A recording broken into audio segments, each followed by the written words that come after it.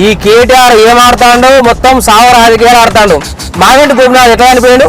ఏమైనా వరదగిరికి ఏమైనా కొట్టుకపోయాడా? లేకపోతే ఆపరేషన్ సింధూర్లో ఏమైనా చనిపోయాడా?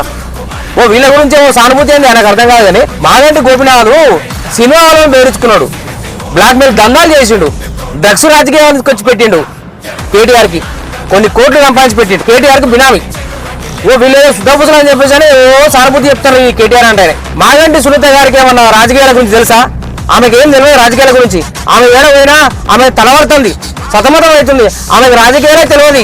నువ్వు ఆమెను తీసుకొచ్చి రాజకీయాలు నడుపుతావు. కేటీఆర్ మాగంటి సునీత గారికి నువ్వు ఏమైనా వేయాలనుకుంటే, నీ పార్టీ ఏమైనా వేయాలనుకుంటే ఆ రాజ్యసభ సీటు లేకపోతే ఎమ్మెల్సీ సీటు ఇవ్వాలి. మాగంటి గోపినాథ్ ఫ్యామిలీ పేదోళ్ళు ఏం కాదు, వాళ్ళు జర పైసలు ఉన్నోళ్ళే.